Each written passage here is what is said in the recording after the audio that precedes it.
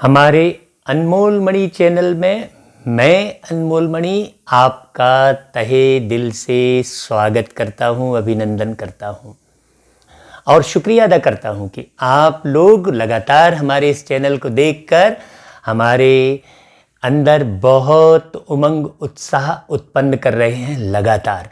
तो हम भी भाई आपका ख्याल कर रहे हैं लगातार। और हमारे चैनल में अनेक प्रकार की प्लेलिस्ट है, जिसमें एक प्लेलिस्ट है आओ कहानी से सीखें। वास्तव में कहानी सुनते तो सब है, लेकिन कहानी से सीख कर अपने जीवन का परिवर्तन करना है कि नहीं भाई। तो आइए आज हम आपके बीच से ही एक कहानी उठाए हैं। बिल्कुल सच्ची बात है, वो सबके जीवन में वो बात घट रही होती है।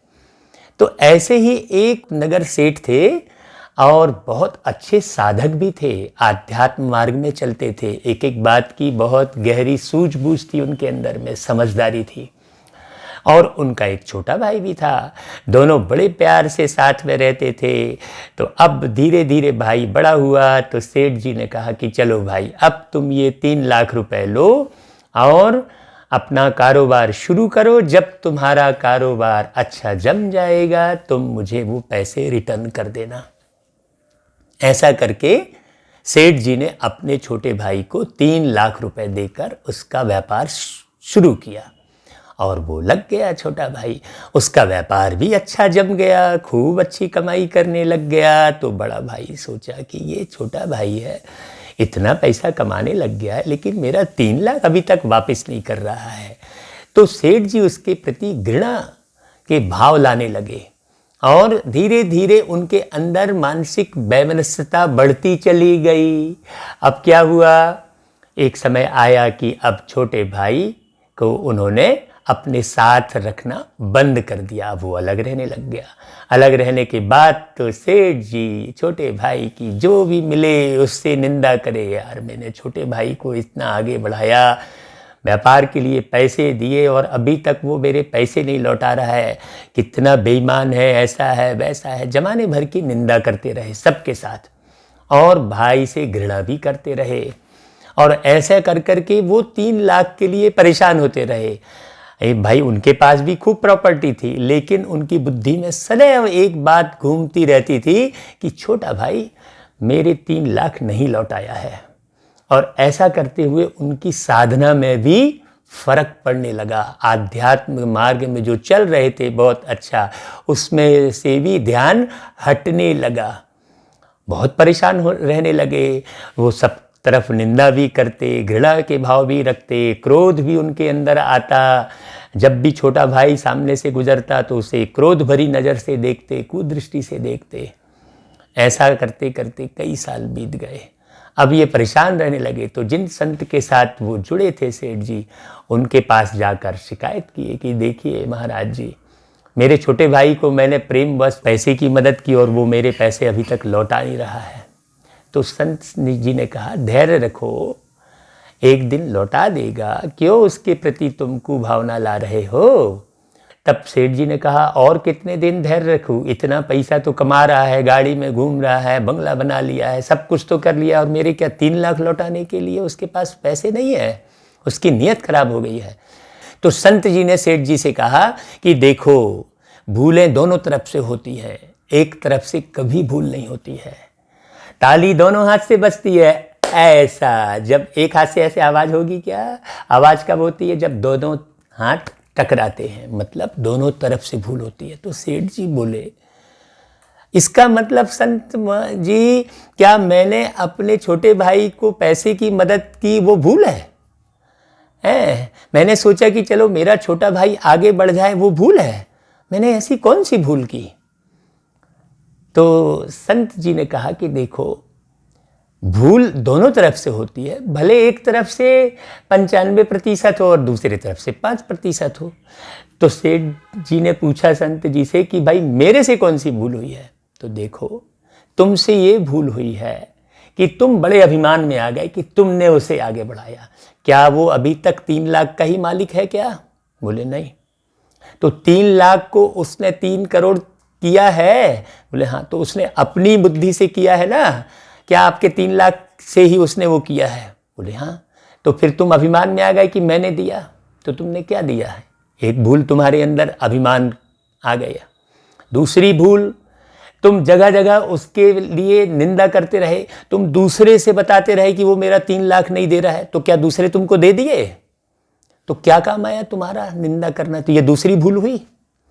तीसरी भूल, जब भी वो गुजरे तो तुम उसे प्रेम से देख ही नहीं रहे हो, हैं? वो चाह भी रहा होगा कि चलो भाई से मिल ले, तो तुम्हारी क्रोध भरी दृष्टि के कारण वो तुमसे मिल नहीं पा रहा होगा। ये भूल नहीं है? तो सेठ साहब को बहुत समझ में आया। बोले और देखो भूल, तुम उसके प्रति घृणा भाव रखे हुए हो। और देखो भूल, उसकी तरक्की पर तुमको तकलीफ हो रही है कि कार बना लिया, बंगले बना लिया, पैसे करोड़पति बन गया। तो करोड़पति बन गया तो तुम्हें खुशी होनी चाहिए ना। तुमने उसे करोड़पति बनने के लिए ही तो 3 लाख दिए थे, लेकिन तुम उसकी तरक्की में ज्वेलसी भी करने लगे। और भूल सुन लो भाई कि तुम्हारे पास क्या इतने इफरात पैसे हैं? क्या तुम्हारे 3 लाख चले जाने से क्या तुम गरीब हो गए क्या?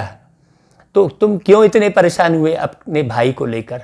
तुम 3 लाख के लिए परेशान जितना नहीं हुए, उससे ज़्यादा तुम परेशान हो रहे हो अपने भाई के व्यवहार से। भाई वो भी चाह रहा होगा कि कभी भाई से बैठे, कभी आपने उसके प्रति कुछ अच्छी भावना सोची है? भाई व्यापार में बिजी हो गया होगा, अपने परिवार को पालने में लग गया होगा, चलो भाई तो है, 3 लाख तो कभी भी लौटा देंगे, ऐसा भी तो सोच रहा होगा वो। कभी आपने ऐसा सोचा? तब सेठ जी की आंख खुली। तो बोले अब क्या करना चाहिए? तो संत जी ने कहा कि देखो सेठ जी, आप तो बहुत समझदार हैं, अध्यात्म में चलने वाले हैं, साधक हैं, तो आप जाकर क्षमा मांग लीजिए।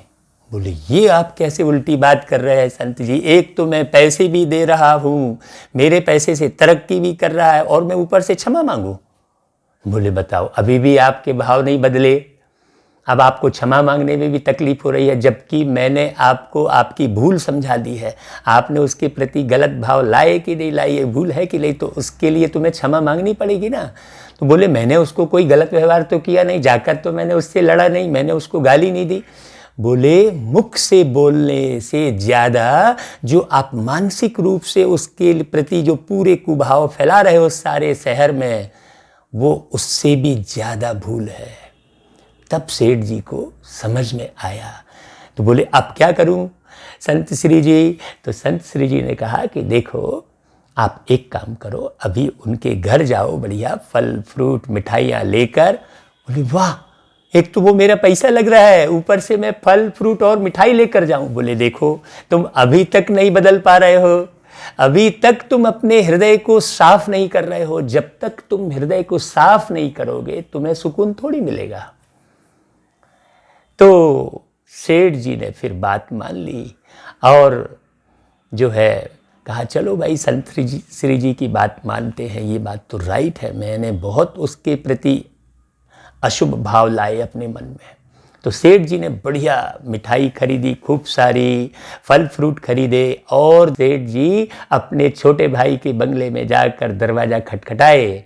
तो उनके छोटे छोटे बच्चे आए, देखे, अरे वाह ताऊ जी आए हैं, ताऊ जी आए हैं। पूरे बच्चे लोग एकदम खुश हो गए, आवाज़ लगाई मम्मी को, मम्मी देखो कौन आए हैं, ताऊ जी आए हैं। पापा को आवाज़ लगाई, देखो पापा जी कौन आए हैं, ताऊ जी आए हैं।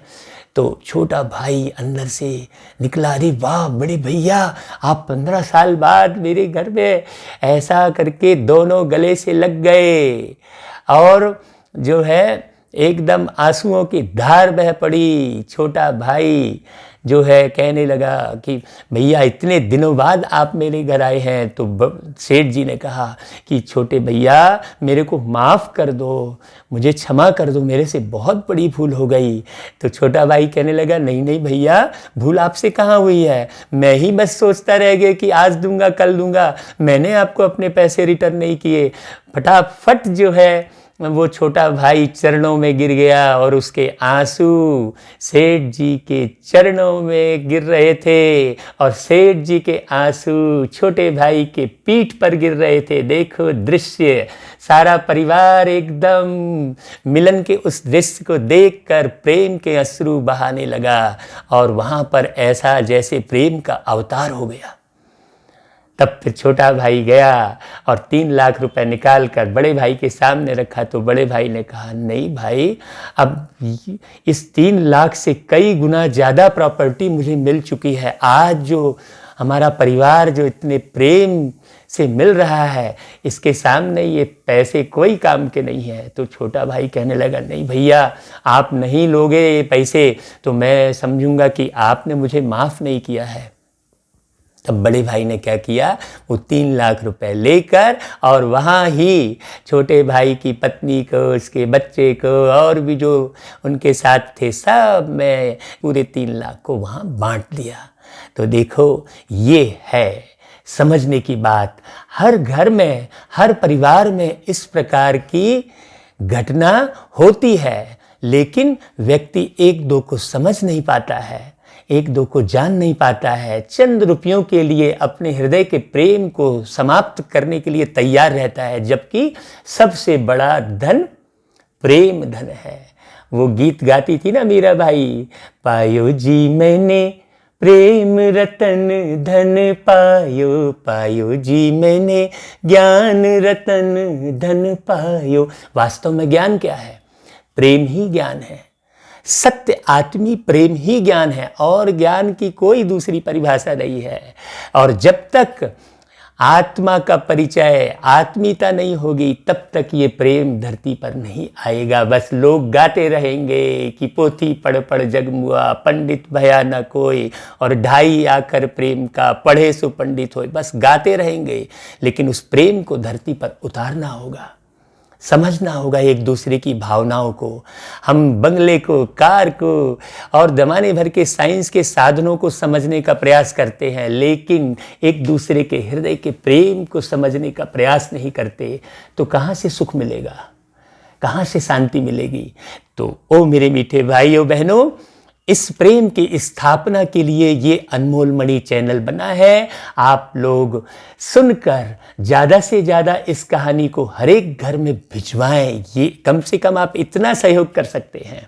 और हमारे चैनल को सब्सक्राइब करें, बेल आइकन पर क्लिक करें, आल की बटन दबाएं, ताकि समय समय पर ऐसे वीडियो आपको देखने मिलते रहें और आपका परिवार सुख शांति से भरपूर होता रहे। यही मेरी कमाई है। अच्छा जी, ओम आनंद। फिर मिलेंगे अगली कड़ी में एक और ऊर्जावान कहानी के साथ। तब तक के लिए अलविदा।